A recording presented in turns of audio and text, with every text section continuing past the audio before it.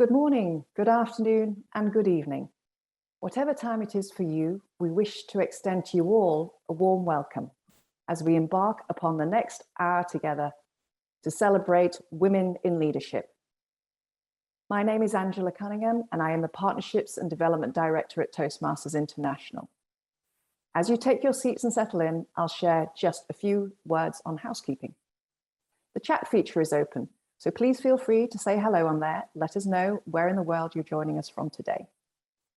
You can ask our distinguished panelists some questions as well using the Q&A feature on your screen. We have set aside 15 minutes at the end where we will get through as many questions as we can.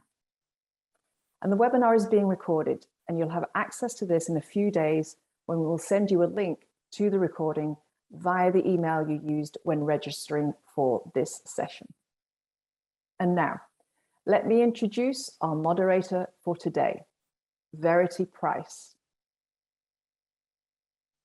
As the Toastmasters 2021 World Champion of Public Speaking, Verity captured the imagination of so many with her winning speech, A Great Read, an inspiring invitation to improve our lives by writing a different story. She was the 6th woman to be crowned the title, as well as the first world champion from Africa. Her talent for acting out the box, rather than merely thinking out of it, has brought international success for Verity, speaking globally on innovation and thinking differently, including her 2 TED Talks.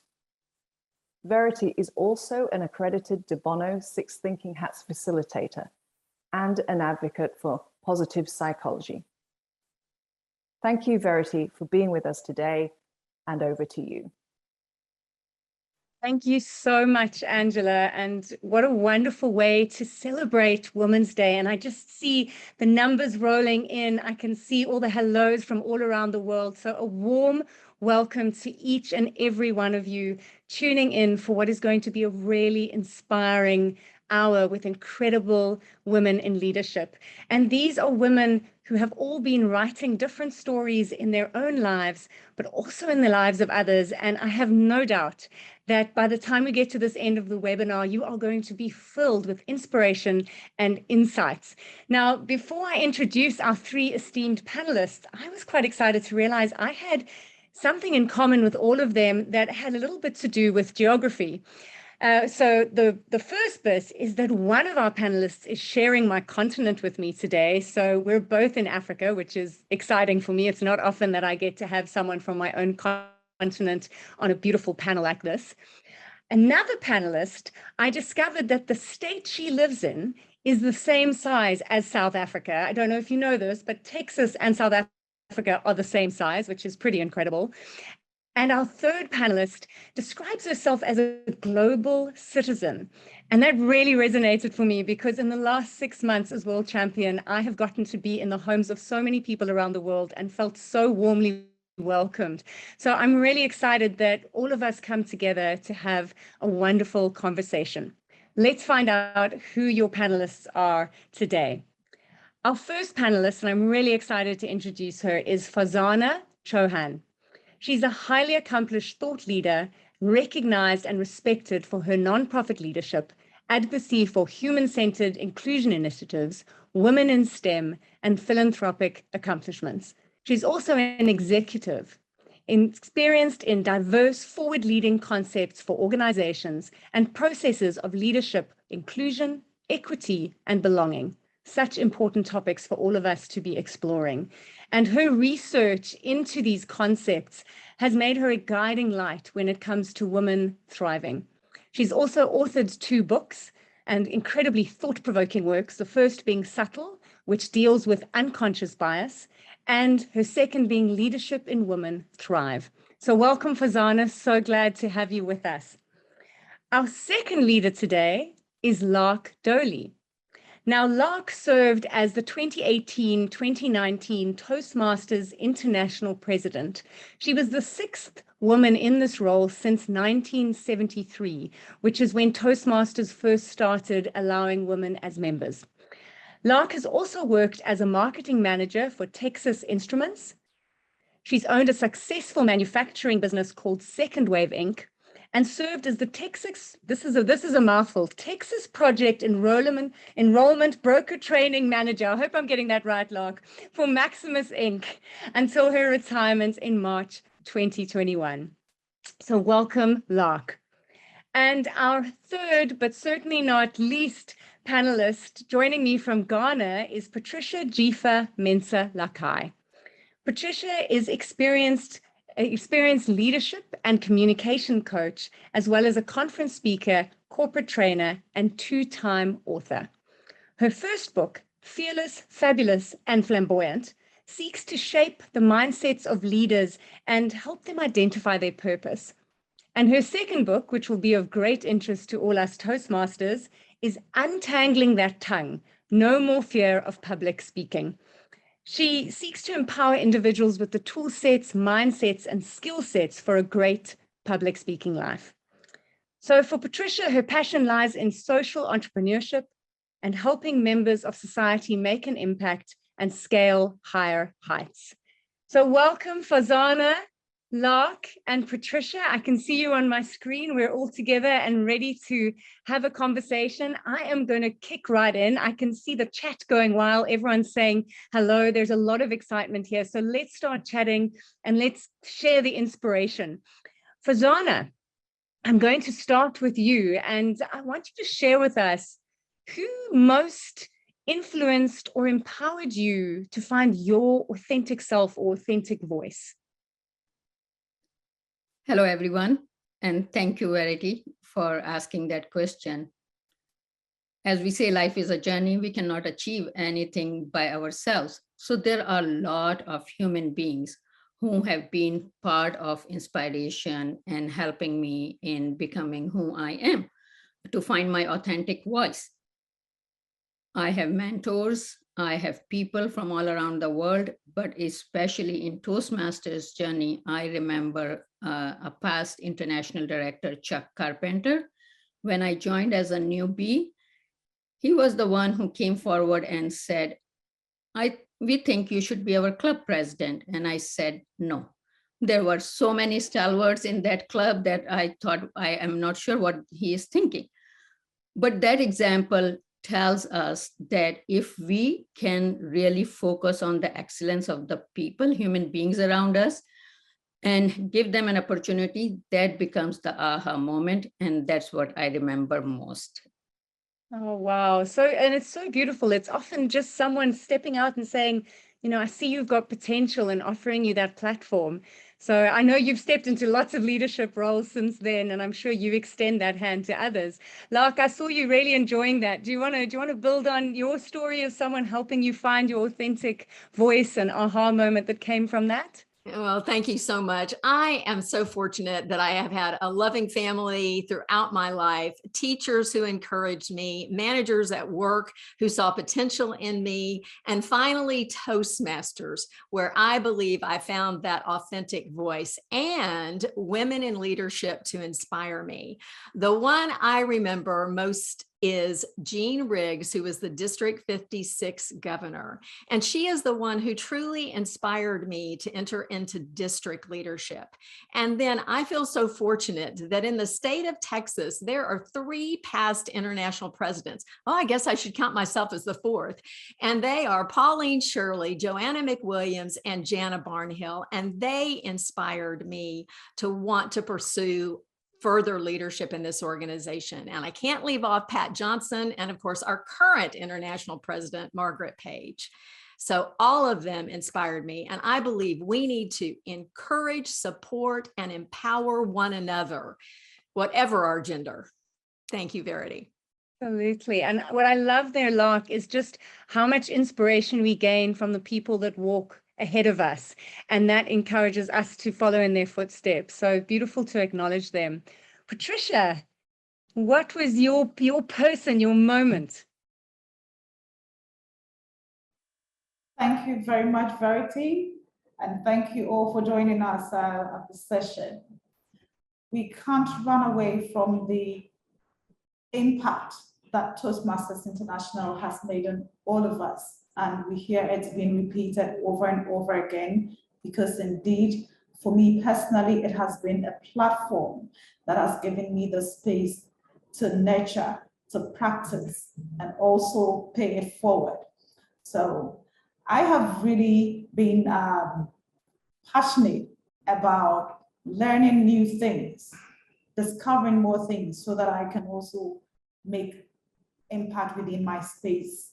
And in Toastmasters, I was fortunate to have feedback that helped me to shape not just my communication skills, but then my leadership skills. And coming from a district which is Francophone, I was also honored and privileged to make friends within Toastmasters that enabled me to continue to hone not just my communication and leadership skills, but my French speaking skills. The likes of the late distinguished Toastmaster Ganiati Sambao, the likes of lawyer Koch, and also Daniel Gleiman, who are all Toastmasters. And for a lot of them, they have been the shoulders on whose we have been able to see further. And I'm really glad and privileged. Thank you. Gosh, beautiful. And even though we can't see the nearly 2,000 people that are with us right now, I know you are all nodding and you're all thinking about that person in your life that has helped you find your authentic self, your authentic voice, and is still helping you, I'm sure. So it's lovely for us to acknowledge the power of this organization. Patricia, I'm going to stay with you. And I mean, when I read all of your biographies, I was like, whoa, these women have accomplished so much, and it's so inspiring. So I think the question on everyone's lips is, how did you get where you are? If you can give us the really short version of it, but how did you get to where you are? Thank you, Verity. Again, it is simply that desire to want to learn more, to do more, to be more, so that you can also be that inspiration for others. And I have been able to come this far because I was mentored, I was coached, I got the needed affirmation and acceptance to actually have a space where I can nurture this desire of being fearless, fabulous, and flamboyant in the way we do things. And all of that is simply because when we are able to find that one voice or the two voices that gives us the space to acknowledge our strengths, what we're able to do, the impacts that we're able to make, it enables us to build that courage, that confidence that shapes our journeys. And that is all that I can think about right now, and give my appreciation to those who went the way and were able to show the way so that we can also follow in their paths. And I would like to mention here, especially for me coming from Ghana, we had over to you, Joe Latte, who was the person that first brought Toastmasters into Accra and birthed Accra Toastmasters. And he is currently heading on to 95 years. And he has been such an inspiration to us. Yesterday, when I spoke to him and I heard just the passion in his voice to continue to help build the potentials of people, I realized that that is all we're called for to do. We need to develop ourselves so that we're able to help others develop themselves and together make this world a much better place. So this is the story that has brought me this far, simply leaning on others to help me become that best version of myself. Thank you. What a powerful little nugget there. Lean on others to become the best version of yourself. Thank you. Fazano Lark, who wants to jump in here? Because I'm sure we'd like to hear what helped you get you here. Who's itching to go? I can go, Lark, if it is okay. Yeah. Sounds golden. So what helped me to get here where I am? I will go back to three main elements which we all have. It is the grit we carry in ourselves. When we fall, we have a capability to rise again. It is the emotional intelligence and empathy. And I learned this throughout my life. But I remember the first project which I did in my architectural life was a research to design a leprosy center. And a lot of people don't know how infectious and how stigmatized leprosy is, but if we relate to COVID, we understand it. And the one women who have made a difference at that point in that country and single-handedly organized and formed the leprosy centers to eradicate leprosy in the country and adjoining regions in South Asia. She was not from that country. She was from Germany and living and working in Pakistan, not her origin country, but she stayed there for 58 years and she helped other people. Those kind of lives have inspired me to do my best, and each one of us get those inspirations from others. That also informed me that life is not for ourselves, what we live, which we are living, it is for others if we can help and support, just like Patricia was saying, and she described how different people have helped him. For us, our lives are to help and support others, and that's how we move forward. And that thought process has helped me in keep going. And every time I fall, I try to rise again. Oh, if we all just keep doing that, rising again, because we're going to fall, that bit is guaranteed. But when we rise again, we also inspire others to rise again. So keep on rising and we'll all follow suit. Thank you, Farzana.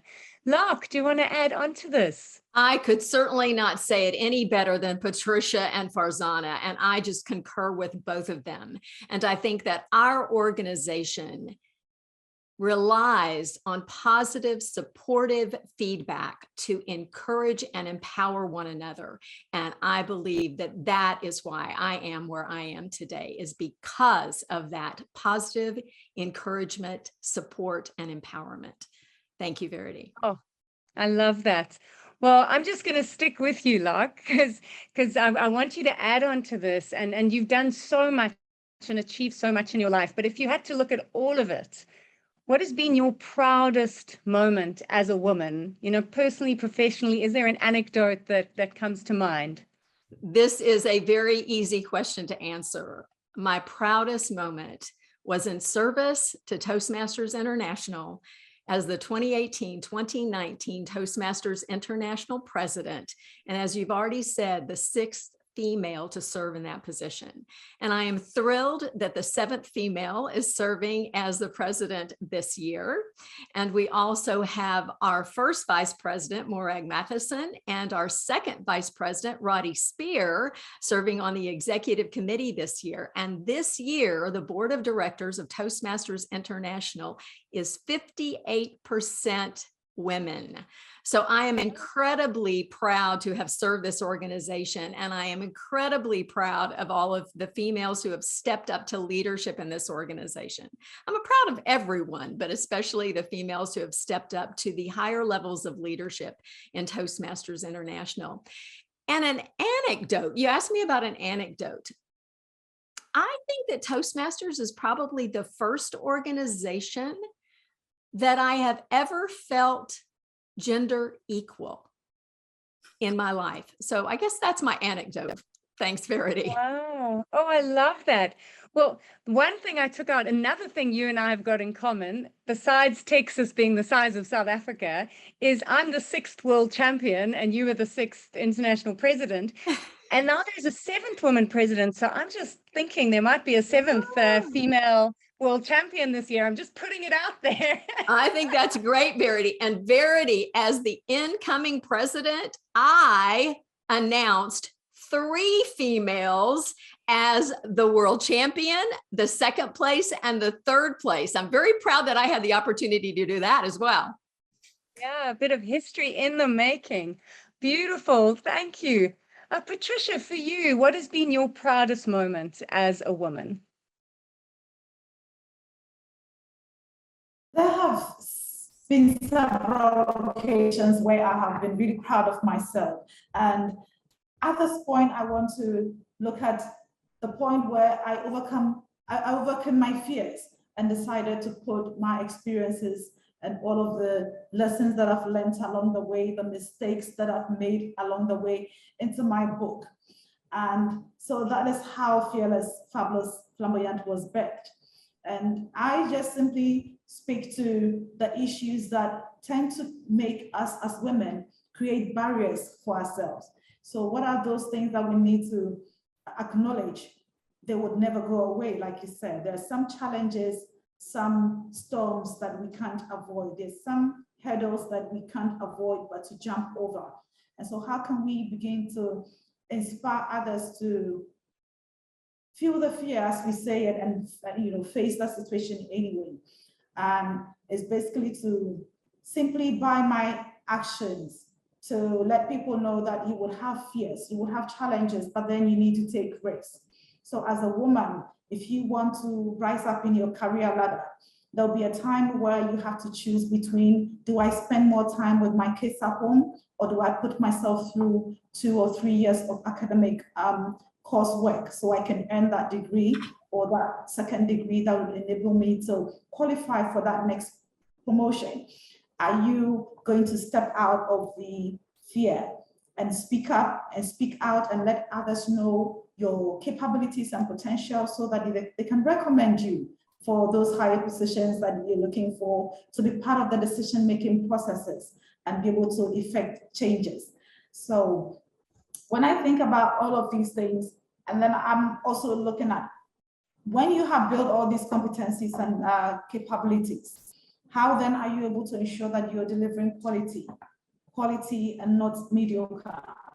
So how do we challenge ourselves to keep on doing more so we can keep scaling higher heights? And I guess that is one of my favorite tenses, that we need to keep simply challenging ourselves to do more and to do better. Thank you.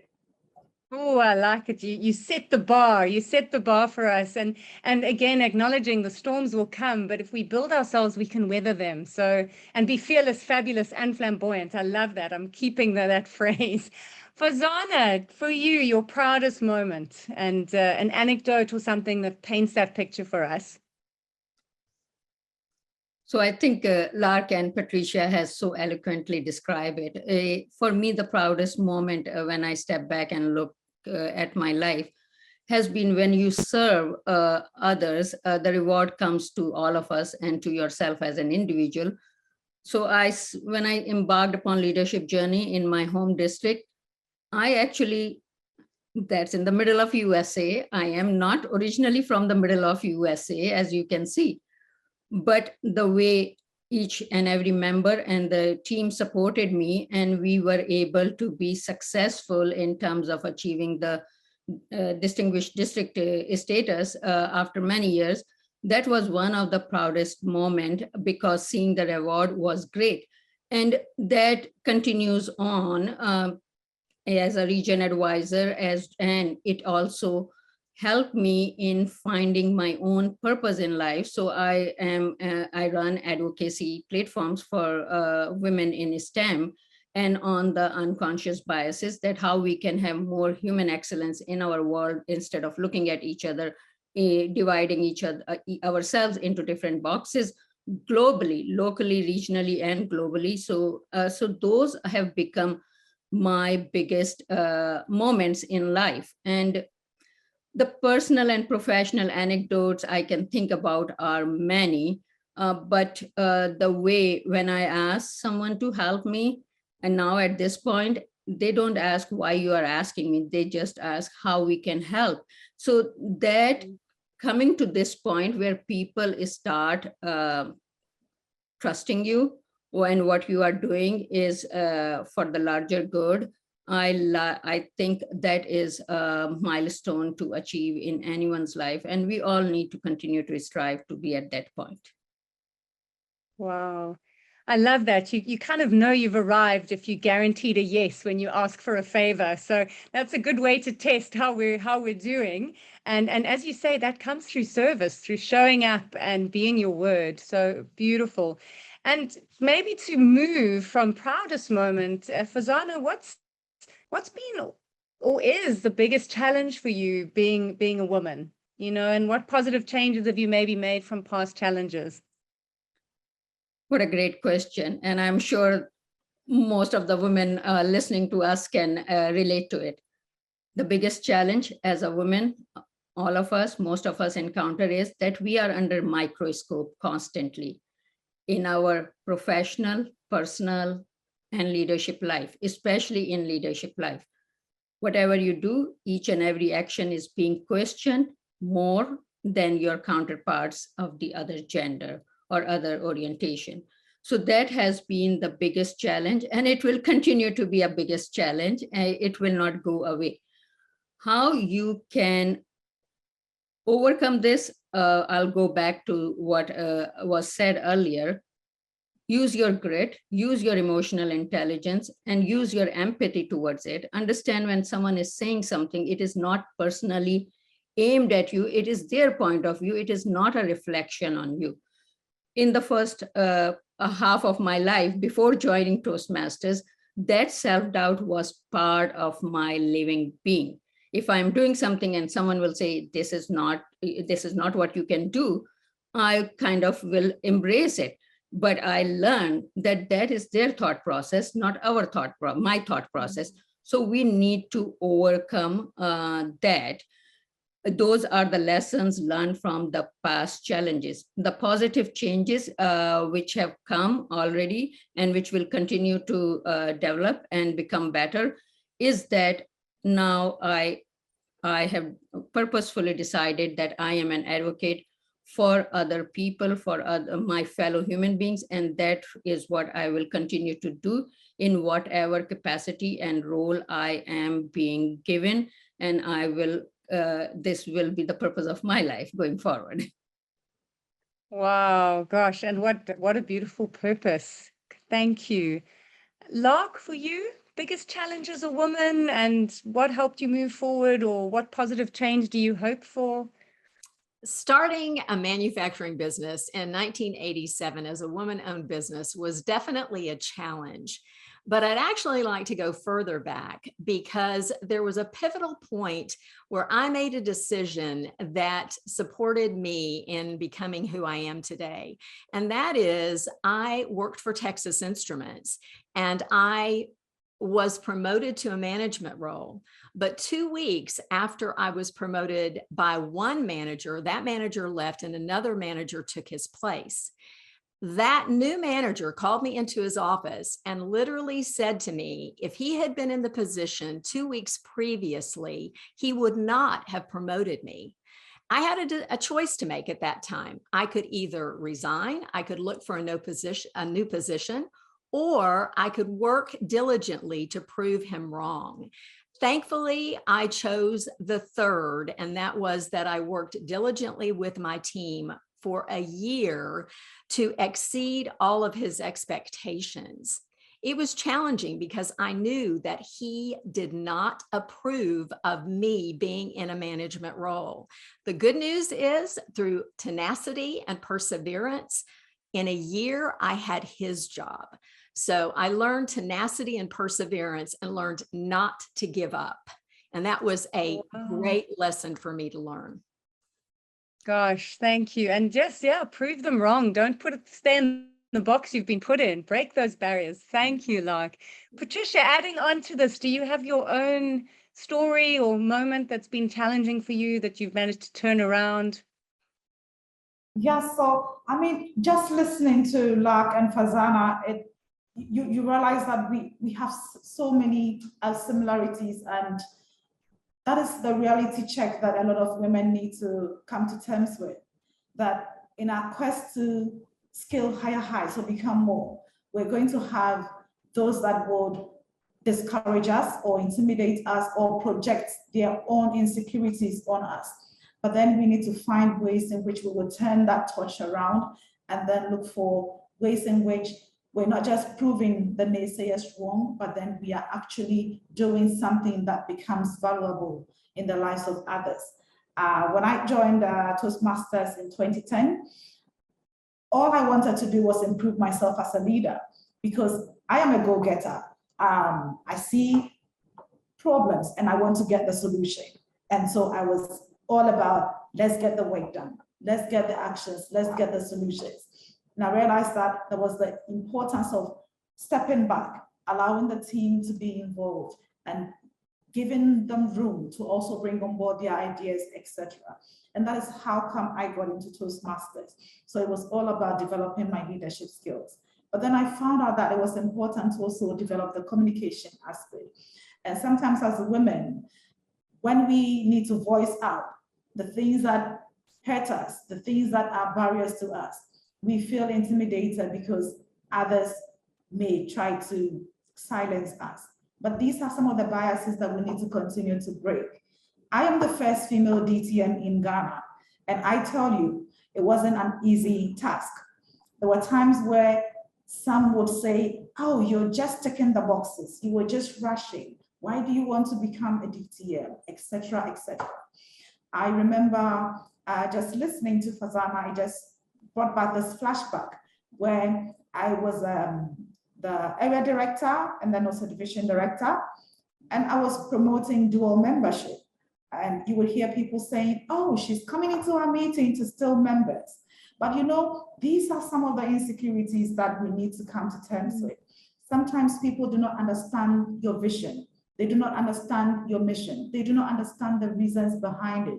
But I give myself some of the blame because maybe we do not communicate clearly our intentions. And so we allow these negative perspectives to whirl around and then create some sort of stereotypes. But then I have learned a lot along this journey. 12 years on as a Toastmaster, and I've learned to do things more differently. I say to others, there is the time for you to be in a certain space and enable people to be empowered. When you realize that it's time to move on, you need to give yourself that space. Permit yourself to do more. If you have capacity to do more, don't be limited because somebody feels intimidated. Thank you. Wow, beautiful. Do more. Don't be limited by it. And also do something that becomes valuable. I love that. You know, if we're doing that, nothing's going to stand in our way. I've got two questions here that I'm going to kind of roll into one so that we can get through as many questions as possible. And maybe Lark, you can kick us off because you've already touched on it a little bit, but did you ever face any obstacles or hurdles that men might not typically face, or where you've kind of experienced bias towards women in your career? And I think your previous story touched on that, but do you have something else that you can build on this? Expect, you know, different obstacles or hurdles to men or experiencing bias? Yes, when I co-founded my company, Second Wave Incorporated, we were looking for investment capital. And at that time, the investment capital that was available was all male dominated. I remember one wealthy man who wanted to introduce us to some investors outside of North America. And he specifically said to me, Lark, you cannot be in the meeting because these investors do not respect women-owned businesses. And that was a shock to me, but because of what I'd endured at Texas Instruments, I certainly understood that there could be that male bias. Fortunately for us at that time, they began to have minority-owned business investment funds, and we were able to apply for those and get those. But investment capital at that time was male dominated. So that was one bias that I lived through when I started my business. Gosh. And I think for some people that are entering the world of work in this day and age, while there's still things we're up against, you really were up against the old school bias. And the fact that you pushed through that and continue to thrive is incredible. And maybe we can just continue this conversation if you've experienced it, or how do you think we could move it going forward? Fazana, I see you itching to to join in. So one part of my life, very important one, I'm an architect. I started in architecture, and I'm going to date myself. And there are some friends who I have joined in from that time, I can see in the chat. I was the only one at one point in my office, a woman architect. So that dated. And typically on construction sites, there will be huge group of people coordinating and constructing, and I will be the only one. So I have been perceived as there by accident. Man brought his daughter with him, or taking notes and all kinds of different things. and trying to give instructions to get things done to your entire team of consultants, electrical, mechanical, structural engineers, and the construction job site crew. That has been an interesting journey. I will say they were all nice to me at the end of it, because they realized I'm not going to leave, as Lark alluded to, and I did not. I got a lot of support from that towards the end. The point over here is that what started as the social conformity and or the bias of society towards what women can do and what men can do, that division, that is now not a gender issue. It is a mindset issue of the patriarchy, because it is not just in some part of the world, it is all over the world. So I have worked in South Asia, I have worked in North America, and I come across the same challenges as a female in historically male-dominated profession. According to an American Institute of Architects, if you are listening, this is true. According to AIA, American Institute of Architects, there are 50% female students in architectural schools in America. The top leadership in American architectural firms is at 8%. If we want to equalize the map of leadership in architecture just in USA, it will take 200 years, because the percentage of development, 8% versus 50%, you do the math. I'm not going to do it. The point over here is that we have become part of a mindset globally all over, men and women, who still see certain work being associated with men and certain work being associated with women. It is not man's fault. I will do this disclaimer right now, because I have a lot of brothers and a lot of men who have helped me in moving forward. Those hurdles which we typically face in all aspects of life, not women who face it in different professions, different businesses, different entrepreneurship, we have to still work on it and move beyond that. There is a hope with younger generation as they are moving forward, and we will continue to work on it once we know what is in front of us. Wow, thank you. And it's a very, as you say, it's a mindset that can happen all over the world. It's not specific to a certain place or time. Patricia, I want to ask you, what do you see is the biggest change happening for women globally, around the world? What do you think are the biggest changes that are happening? Thank you, Verity. I believe that conversations like what we're having here are beginning to share the stories of women, and that is so important that we continue with these conversations, not just on these annual celebrations, but then we begin to make them part of the discussions at the table. A lot of the call for men to support women, I believe, has made a lot of inroads. I personally had a lot of support growing up as a child. My father was one that I would call a he for she. He simply made sure that anything that would boost our self-esteem, he was there to ensure we've got it. And even when colleagues or friends will sort of throw jabs about the fact that you have 3 daughters and along the way you're even going to lose the name and they're going to carry on with other names, etc., etc. But he made us aware that you can do anything you set your minds on to do. So again, we have a lot of opportunities out there for us, and women need to look out for those opportunities and begin to take advantage of those opportunities. We need to be able to make sure that we're not just building our capacities, but then we're using it in relevant spaces. So those are some of the changes that are happening, and I believe is making a lot of inroads for women. When the doors are opened for us, we need to begin to also look at how do we pass the baton on to others. In our mentoring and in our coaching sessions, in our mentoring and coaching of the younger generation. We should not just focus on mentoring women, but also to mentor the young men that are coming up so that they tend to appreciate the women in their spaces, so that they begin to be the voices for the women in their spaces. Because whether we like it or not, there's still a lot of men in those decision-making rooms. And if we will be given the opportunity to get in there, it would take a man to also recommend you to that space. And so these are some of the changes we need to look out for. How are we positioning ourselves so that we can be recommended into these spaces as well? And we also need to continue the conversation when it comes to positive competitions. I believe that there's a lot of competition out there, but we need to look at it in terms of how is it challenging you to become better? How is it inspiring you to do better? Instead of allowing sometimes the shades of envy or jealousy to get in the way and become the barrier that causes us to even stereotype against other women who want to do more.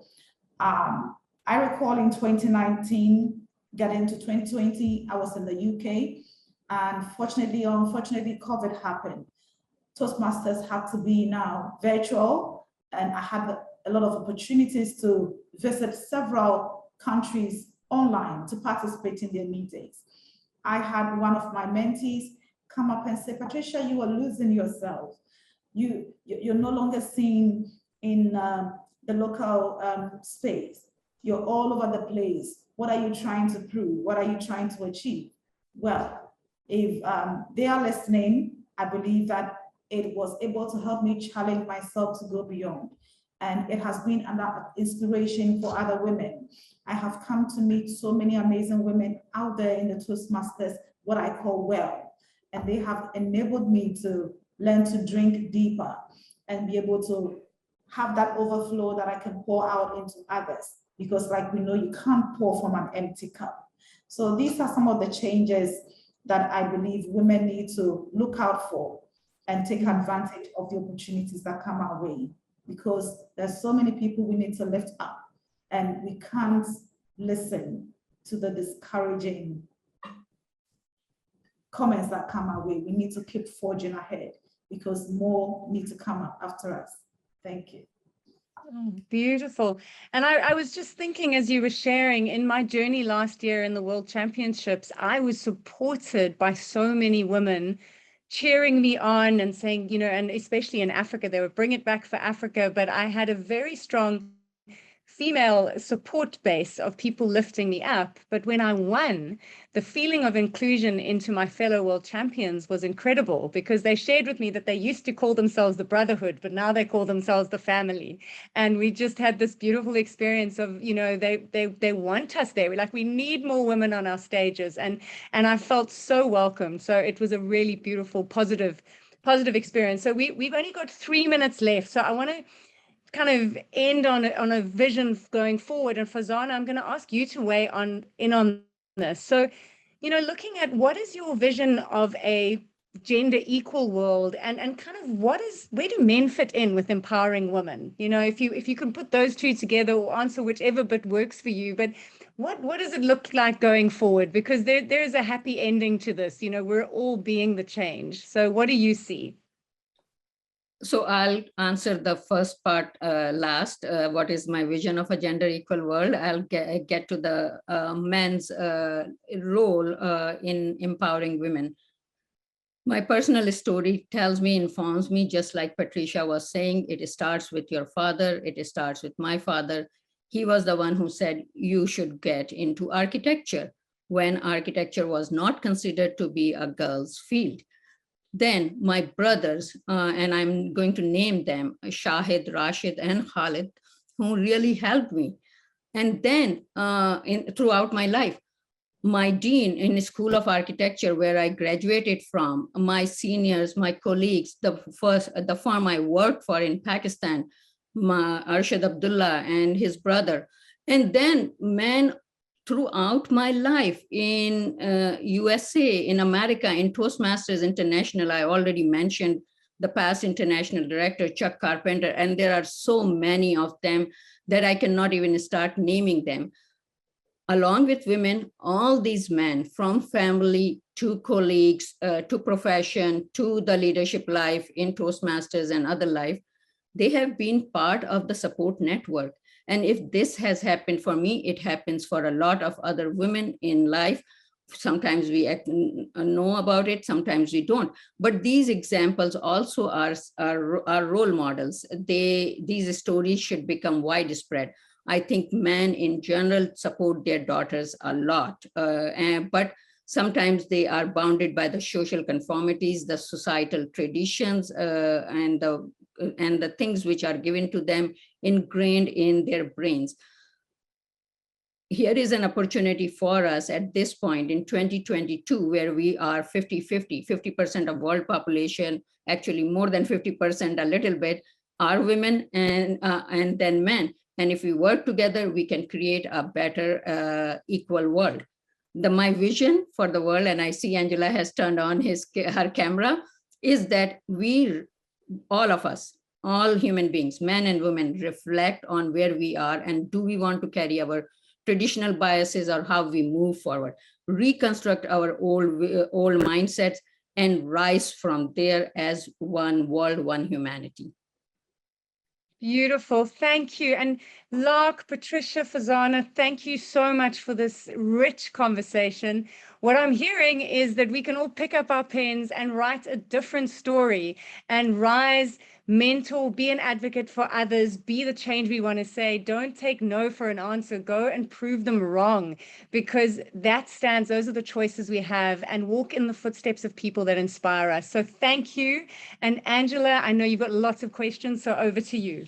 I do. I really just didn't want to stop all the amazing discussions that were happening. And I know I'm not the only one saying that we've learned so much from all of you, all this wonderful panel. So thank you. But yes, the Q&A panel has been very, very busy with questions. And so for any of the audience that still want to ask something, please do keep sending your questions in for the last 12 to 15 minutes that we have left. We'll get right on into it though. And I'll put the first question, Verity, if I may, to you.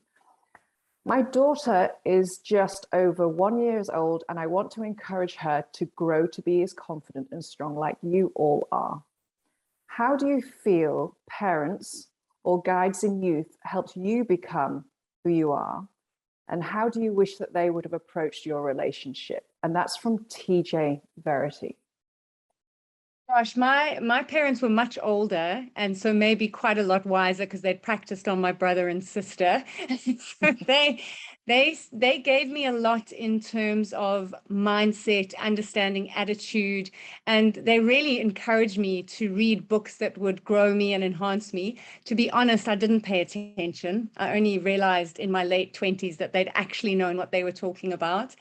But they really laid their example. And I think this is, as parents, we have to walk our talk. They lived the lessons they were teaching me. And so it was through observing them that I started testing the waters. And they also encouraged me. You know, if I wanted to play the piano, they gave me lessons. If I wanted to do ballet, they sent me to ballet.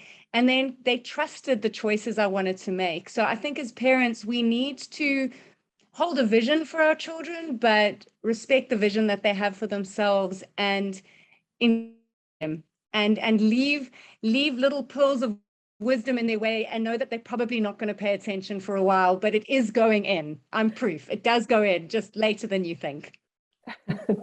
Totally agree. It does sometimes feel like they're not listening, but I agree. It does go in. So keep giving that advice. Thanks so much, Verity. Fazana, I have a question for you here from Sarah. She asks, sometimes gender bias can be frustrating, and we may feel angry and would want to act out. So during these times, what's the best possible solution? Do not react immediately. The knee-jerk reactions sometimes escalate the situation you are in. That bias Sarah is talking about, Sarah, it's real, it's still there, and it will continue to be there till we transform the world, and which will take more time, not in our lifetime. But if we practice and learn how to reflect upon a situation and then come up with an appropriate answer, that will help us in moving forward. in a better way. So do not react right away. I have done that in my life, and I'm telling you from the experience. Reflect upon what the situation is and how you want to respond to it. Wise words. Thank you so much, Farzana. Thank you for that. Lark, here I have a question for you from Lisa. And she says, I struggle with balancing my time between Toastmasters, work, family, relaxation, etc. What have you found to be a good method for balancing all these areas of your life? My smartphone calendar. I will tell you, until I had that, it was difficult. But I say we do have to give time to each part of our life. That's critically important. So I say to you, you need to decide how much time you're going to devote to nonprofit pursuits, but how much time you have to work to support your lifestyle, your family, and that time with family that's so important. So I schedule everything. Anytime I am requested to speak, I put it in my calendar and I assign times to work, to nonprofit, to my social life, to my grandchildren. By the way, they take priority. I will tell you that. But I think it's truly time management, and whatever tools are easiest for you. But my smartphone calendar is the way that I schedule all of my time. Yeah, good advice. Thanks so much. I know I couldn't live without mine either, Lark. Patricia, I have a question here from Carmela. She says, in your speeches, you were saying, you refer to something called social entrepreneurship. Is there a way you could actually expand on what that means? She thought it was an interesting phrase. Thank you, Angela. So social entrepreneurs are actually those that work on,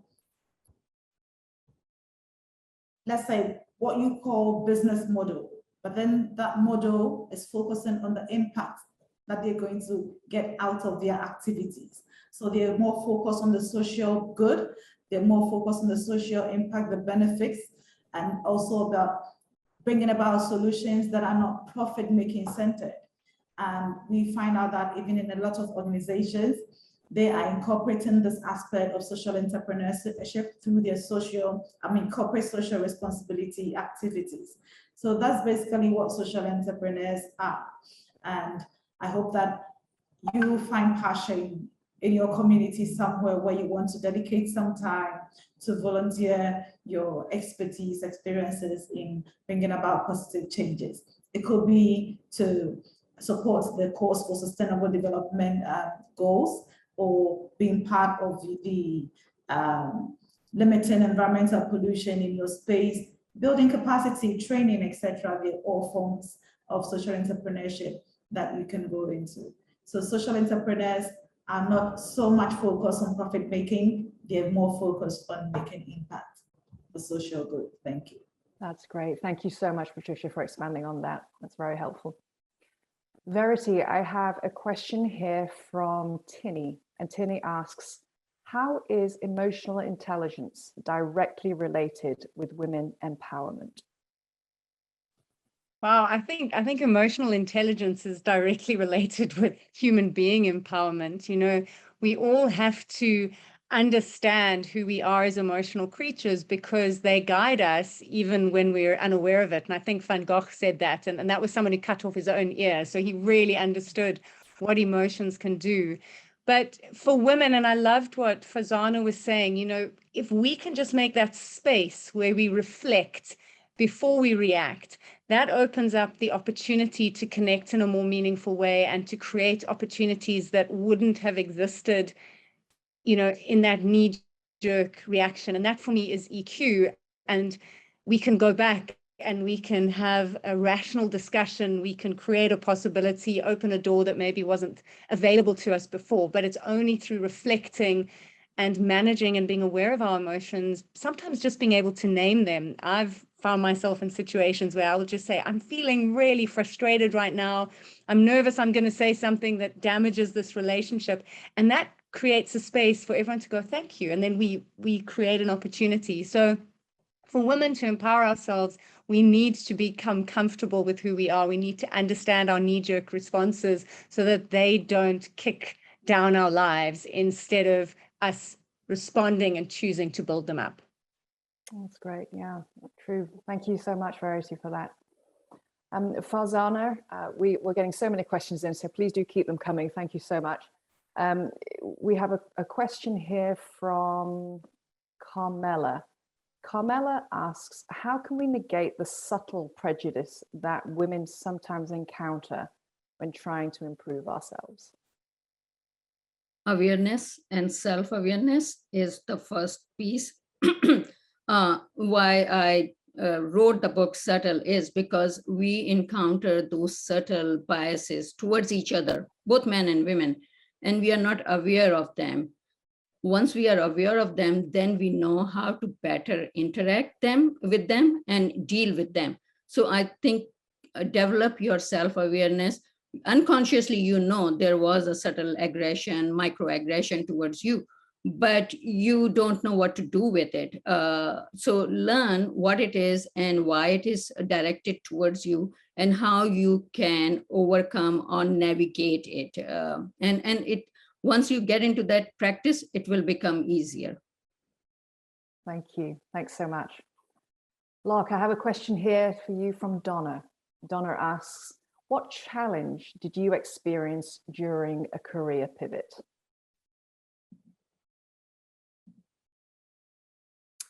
That is a very interesting question. I left Texas Instruments to go work for an entrepreneurial firm, and that firm didn't do well. And then it was a decision about whether to go ahead and join an established company or to start a new company. And I started that new company. The challenge for starting a business, especially a manufacturing business, was thousands and thousands of dollars needed to buy capital. And that was challenging, as I said, to find investors. But we were fortunate enough to have some of our own money to put into the company. Family, I will tell you that my family supported me with some funds. And then, as I said, I did find some minority owned investment funds that also invested in my company. So I will tell you the challenge from going from from just working for an established company, working as an employee, to actually being the employer was difficult, but it was very rewarding. Thanks for sharing that, Lark. Appreciate that. Patricia, we only have 1 or 2 more minutes. I'm just going to go as fast as I can, but I do have a really important question here for Patricia. And this doesn't have a name connected to it, but great question. How do you continue to keep your authentic voice in the face of possible prejudice? Thank you very much. I believe I am an example. I continue daily to break the bias and to continue to speak the truth, speaking truth to power. It's not easy, but it must be done so that when we bring this to the fore, it helps. Sometimes, as we said, people don't really sit back to look at the impact that their words or their actions have on others. And the more we voice this out, we're able to let them reflect and take some time to introspect and then realize what it is causing. And that is what is able to help them to bring about change. So people have their own halo effect, and they have their perceptions when they meet you. It could be due to a past experience. It could be due to the moment. As women, we know how our emotions can sometimes get in the way, no matter how high your EQ or your emotional intelligence quotient is. Sometimes you might be going through even that time of the month and you are all over the place in terms of managing your emotions. But then when we continue to speak our truth, when we continue to state who we are and what defines us, it brings out that authentic self. It brings out that authentic voice. You are your truth, and your truth should be the things that you want to see positive changes emanating from. And if you are consistent in doing that, you then become that, what we say, the change that you want to see happening. And that would definitely define who your authentic self is. You can't be any different than who you were made to be. And it touches on who, I want to talk about that divine order. We are all brought in here to this world to do something. And we're all on that journey of finding purpose. That purpose is centered on something. And the moment you decide to deviate from it or be somebody else, you will not find that authentic voice. You will not find that authentic self. You can't be any different than discovering who you were made to be and becoming the best version of who you are meant to be. So by so doing, you continue to build and grow and nurture that authentic either vision that you have a certain cause that you're passionate about. You can't begin to do something different that you're not passionate about. You realize that there'll be that dissonance. You won't be able to succeed, and it will frustrate you.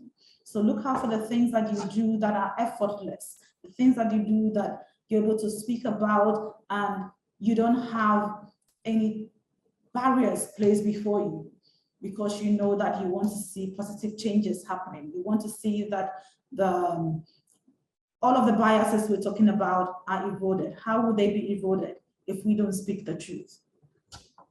Thank you. Wow, Patricia, thank you. I just sent shivers down my spine, and you're, you know, this we'll leave with the words there that you are your own truth. So thank you. Thank you, Verity. Thank you, Farzana. Thank you, Larkin. Thank you, Patricia. An amazing, amazing hour. Thank you for celebrating Women's Day with us today. We all truly appreciate your wisdom and empowering conversation. Thank you all for joining us today as well. And we'll be sending out a recording link soon. Please feel free to forward it to anyone you think you might also benefit from the insights that we've heard today. And until next time, thank you. Goodbye.